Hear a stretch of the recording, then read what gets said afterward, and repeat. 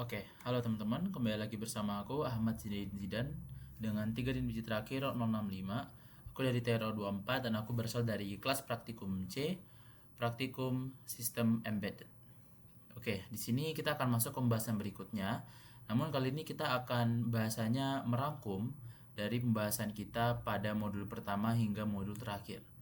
Ya, jadi dari modul dimana kita menggunakan STM32 dan SP32, yaitu dari GPIO, interrupt, dan komunikasi di UART. Oke, yang pertama itu kita akan membahas panduan implementasi dan analisis komparatif dari arsitektur sistem tertanam tingkat lanjut. Nah, fokus utama kita itu akan mencakup anatomi GPIO, sistem interupsi atau interrupt, dan komunikasi UART. Kita lanjut aja. Nah, di sini kita harus memilih otak arsitektur, di mana presisi melawan fleksibilitas. Nah, mari kita mulai dengan perbandingan otak dari arsitekturnya itu sendiri, yaitu STM32 dan ESP32. STM32 menawarkan presisi industrial yang absolut dan memiliki toleransi input 5 volt pada pin tertentu, sehingga lebih aman untuk sistem fisik. Namun, di sisi lain, ESP32 dia itu lebih unggul dalam fleksibilitas pin dan konektivitas. Namun, kita harus sangat berhati-hati karena batas logikanya sangat ketat di 3,3 volt dan rentan rusak jika diberi tegangan 5 volt.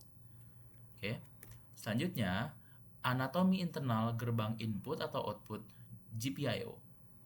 Pada tingkat sirkuit, ada beberapa konfigurasi dasar GPIO. Untuk mode output, terdapat push-pull yang secara aktif menyuplai tegangan atau ground dan open drain yang berfungsi memutus jalur ke ground sehingga butuh resistor pull-up tambahan pada mode input. Nah, pada mode input ini kita harus mencegah status floating atau mengambang dengan mengaktifkan resistor bawaan pull-up agar pin siaga di logika 1 atau pull down agar siaga di logika 0. Oke. Nah, mengatasi noise mekanik tanpa mengunci CPU. Saat kita menekan tombol fisik, plat logam di dalamnya tidak langsung menempel sempurna, namun dia akan menghasilkan noise yang disebut bouncing. Nah, jika kita menggunakan fungsi delay, biasa untuk memfilter noise ini, seluruh kerja CPU akan terkunci. Namun, solusi terbaiknya adalah teknik debouncing, yang secara asinkron menggunakan timer dan state machine, sehingga sinyal bisa divalidasi tanpa menghentikan tugas CPU yang lain. Nah, berikut adalah alur logika state machine, di mana sistem state machine untuk tombol ini itu dibagi menjadi 4 tahap. Yang pertama ada BTN underscore idle, di mana saat sistem siaga menunggu tekanan. Kedua ada BTN debounce, di mana sistem membiarkan noise mereda. Ketiga ada BTN pressed, saat tekanan diverifikasi dan sistem mengeksekusi instruksi seperti menyalakan LED.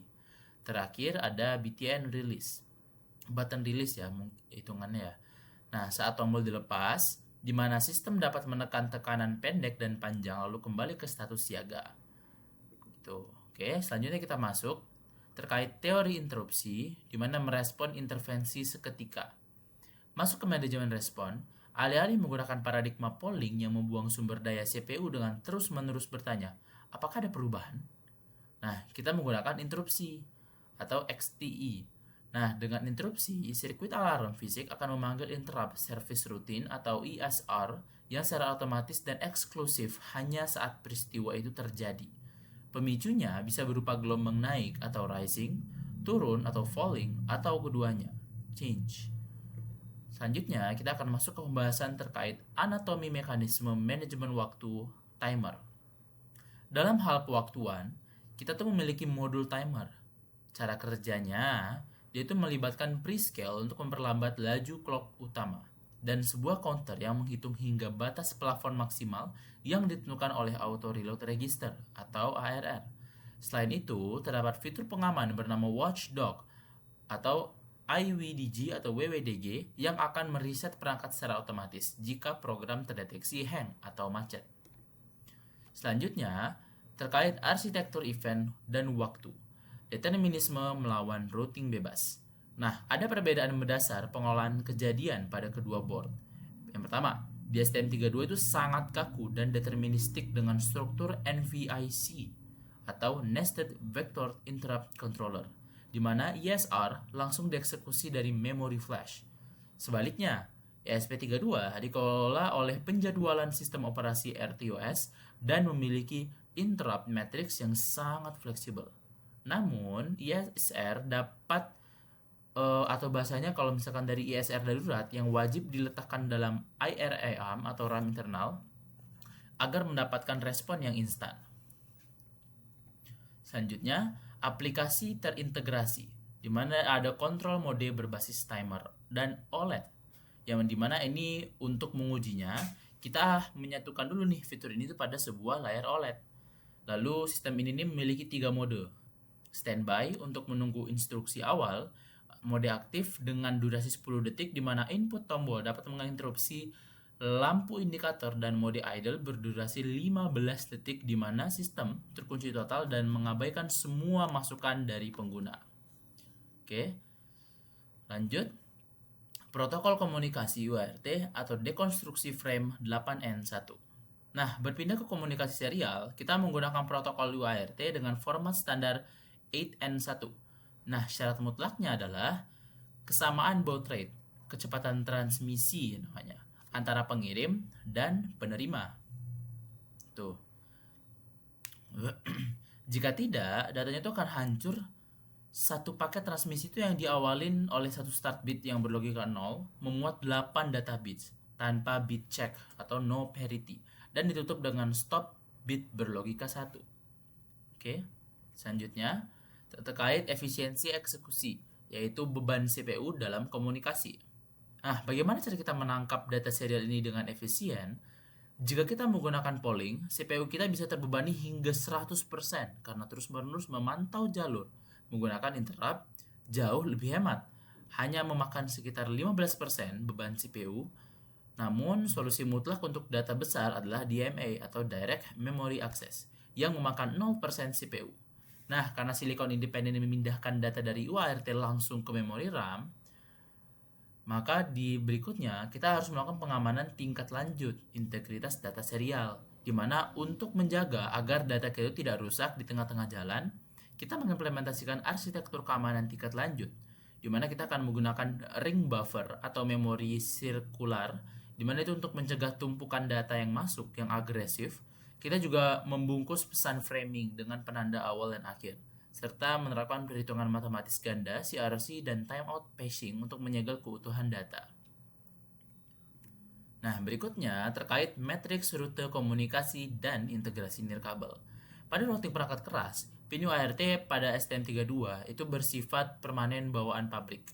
Nah, berbeda dengan ESP32 yang memiliki matriks mappable GPIO sehingga rute RxTX bisa dialokasikan bebas ke pin mana aja. Nah, data ini kemudian dapat kita transmisikan secara nirkabel untuk divalidasi dan ditampilkan pada GUI Python di layar komputer. Selanjutnya, ada pro tip lapangan atau mitigasi kegagalan hardware serial. Sebagai pro tip saat praktikum di lapangan, jika menggunakan papan STM32 clone atau palsu, seringkali muncul masalah di mana kompor Windows mengalami kebuntuan meski kecepatan baud rate sudah sesuai. Solusinya atau solusi tingkat insinyurnya adalah melakukan bypass dengan menggunakan modul external converter FTDI sehingga transmisi komunikasi kembali 100% reliable. Nah, yang terakhir, puncak arsitektur, jembatan full duplex 3 arah. Sebagai puncak dari desain ini, kita mengimplementasikan topologi full duplex 3 arah, di mana pada sistem ini transmisi bisa bersamaan, yaitu bisa terjadi secara bersamaan tanpa tubrukan data. STM32 bertugas membaca interupsi fisik murni, lalu melimpahkan datanya itu ke ESP32. Nah, ESP32 yang menjadi pusat komunikasi kemudian meneruskannya secara nirkabel ke antarmuka GUI Python di komputer. Nah, ini itu membuktikan bahwa arsitektur tertanam yang kokoh mensyaratkan manajemen noise yang bersih, presisi timer yang tinggi, serta integrasi aliran UART yang steril. Oke, mungkin segitu aja yang bisa aku sampaikan di pembahasan kita kali ini. Sekarang kita akan masuk ke dalam videonya aja ya. Di sini ada video pengerjaan dari modul 1 hingga modul 4. Kita lihat dulu. Ini untuk video percobaannya. Di sini ada dari percobaan pertama. Oke, ini percobaan pertama.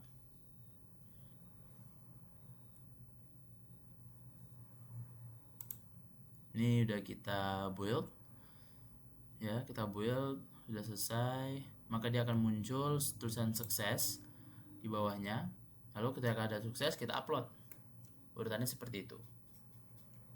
Nah, kita tunggu aja, dia akan menuliskan kode ya, kita tunggu. Nah, ketika sukses, maka dia langkah selanjutnya kita harus tunggu dulu nih karena dia masih loading, tunggu dulu.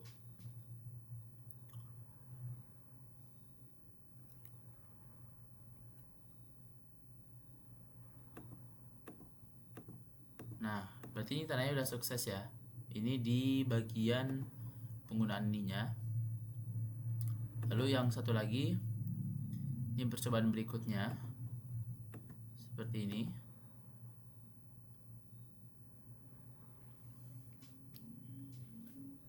Ini ketika kita mengaturnya itu di AI ya, kita minta bantuan AI untuk mengatur sistem codingan yang kita lakukan. Ini itu di modul pertama, tapi ada modulnya lagi, setelah itu di modul 4. Seperti itu.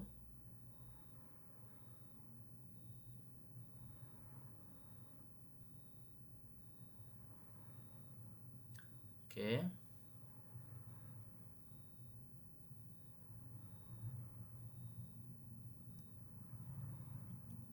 Oke, ini tadi udah berhasil ya. Kemudian tinggal di-upload. Oke, seperti itu. Nah, yang kalau ini kondisinya masih gagal, maka kita harus memikirkan cara untuk mengembalikannya kembali seperti apa. Oke, ini yang berikutnya.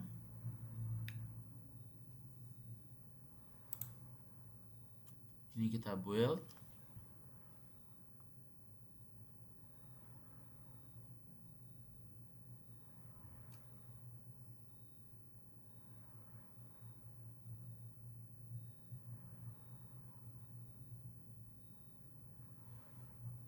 Nah, ini udah sukses juga.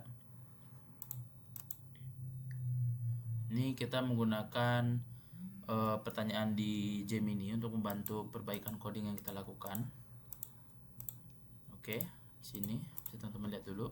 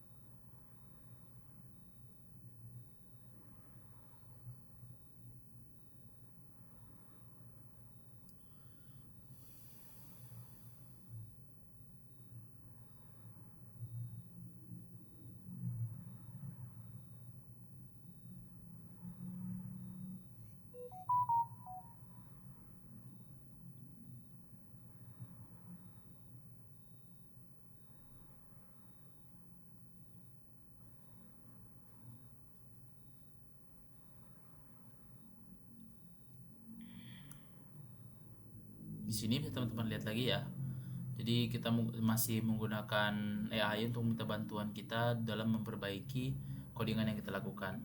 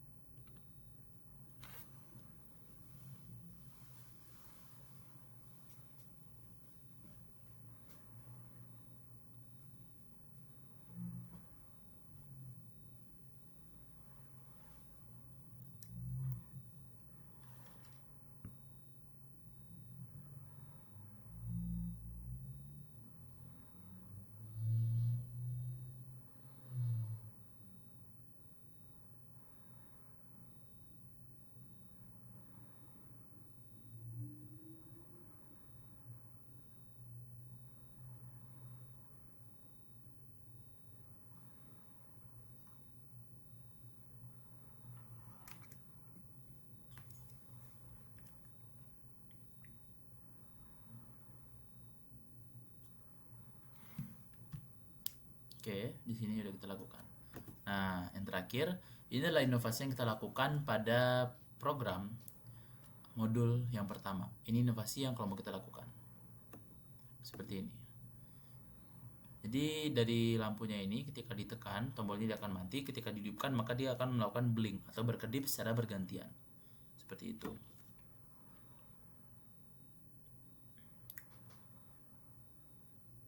Oke, kita lanjut aja ke video percobaan yang kedua.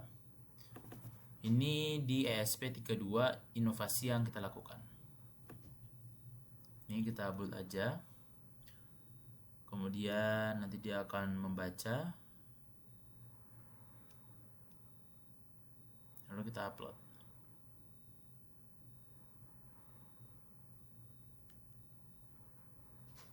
Oke, ketika sudah, nah nanti akan berjalan langsung terhubung ke modul yang kita gunakan.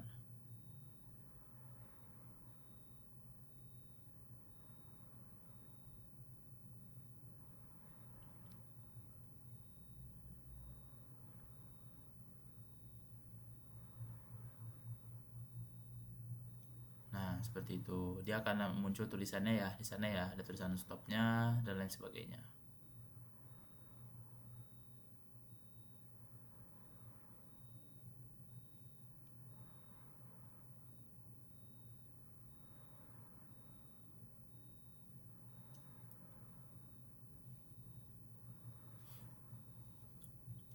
Seperti itu. Nah,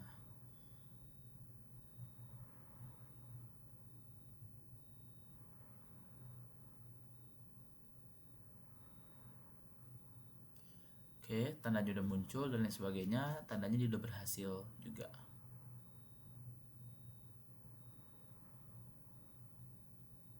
Nah, bisa teman-teman lihat ya. Di sana.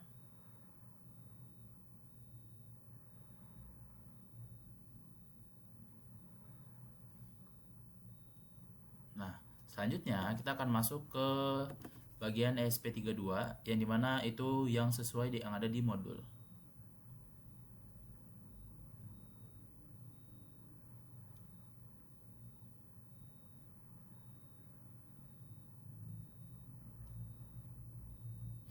Begitu. Nah, sudah ada running, sudah berhasil.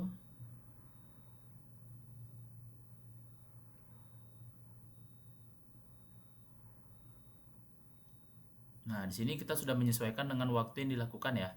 Dan nanti itu akan sesuai juga. Bisa teman-teman lihat dan teman-teman perhatiin. Nah, per berapa detik dia akan berganti.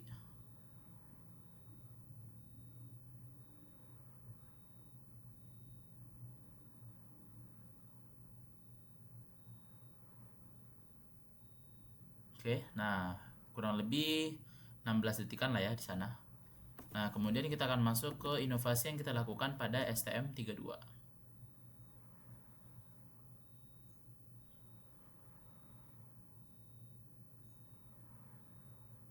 Seperti itu. Sukses, langsung kita running aja.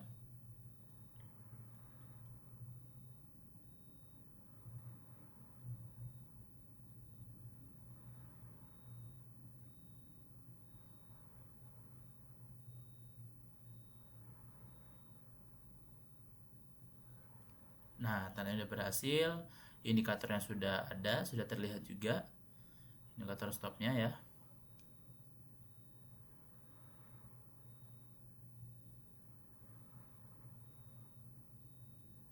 Oke, tadi juga udah berhasil.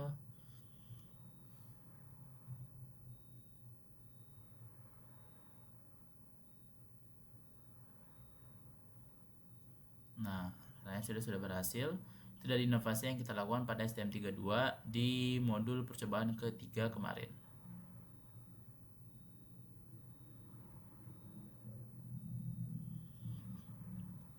Seperti itu. Nah, selanjutnya kita akan masuk ke video percobaan yang sesuai dari program yang kita lakukan di STM32. Jadi ini bukan yang inovasi ya, ini sesuai yang ada di modul. Seperti itu.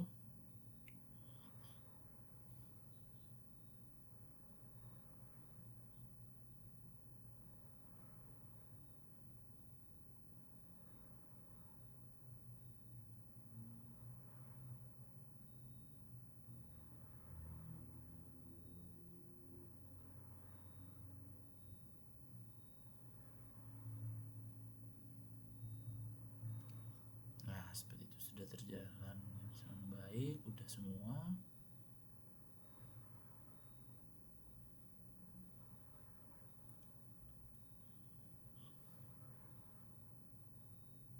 Nah, kemudian kita akan melihat di praktikum percobaan yang ketiga, di mana di sini STM-nya itu tidak berhasil. Karena kenapa? Karena dia berbentuk klon. Jadi nggak bisa ya, nggak bisa dimulai karena dia berbentuk klon. Jadi susah.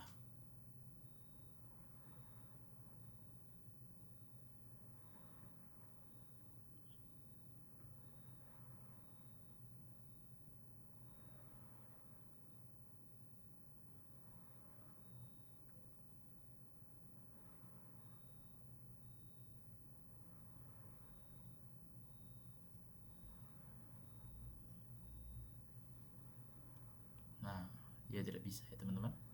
Bisa diperhatiin aja.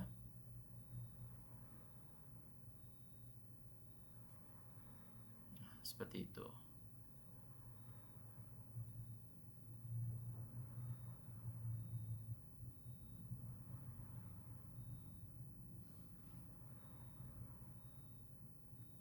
Oke, selanjutnya kita akan masuk ke percobaan dari STM32 yang berhasil. Namun, di sini kita menggunakan FTDI untuk jumpernya, atau bisa dibilang sebagai ininya ya, penggantinya, karena sebelumnya kan tidak berhasil. Maka kita perlu memerlukan dengan eksternal kayak gitu.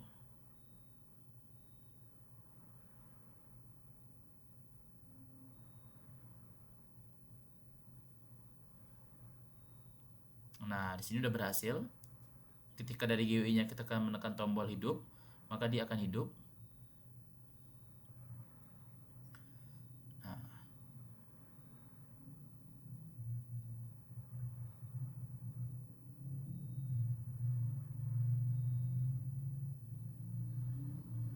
Nah, begitu. Itu menggunakan FTDI. Selanjutnya, kita akan melihat yang di kontrol ESP. Itu kita menggunakan GUI juga, GUI indikator.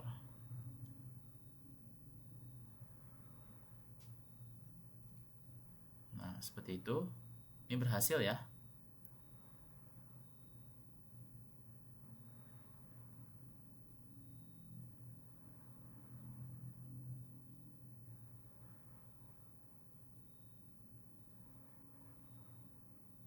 Nah, tandanya udah berhasil.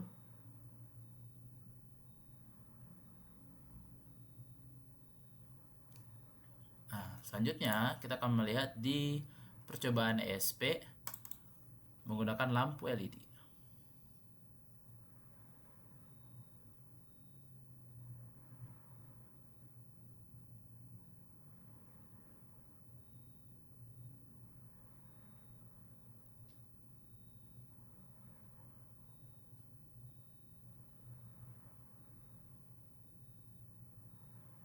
Seperti itu, sudah berhasil.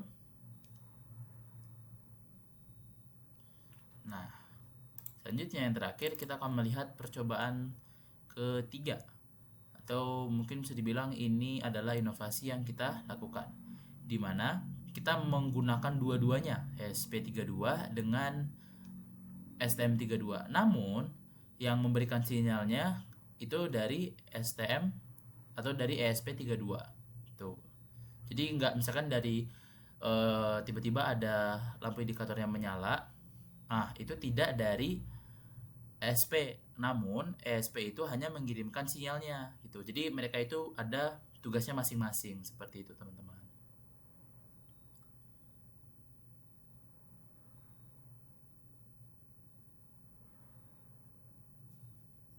Nah, seperti itu.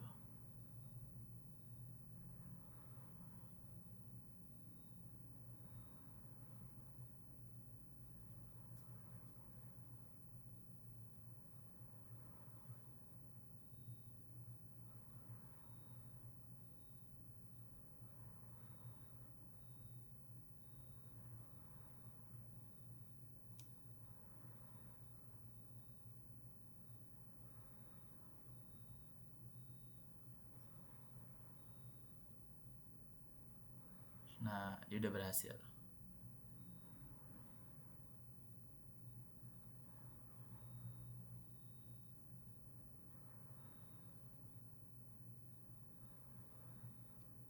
Oke, mungkin segitu aja yang bisa aku sampaikan pada pertemuan kita kali ini. Terima kasih, sampai jumpa di video berikutnya.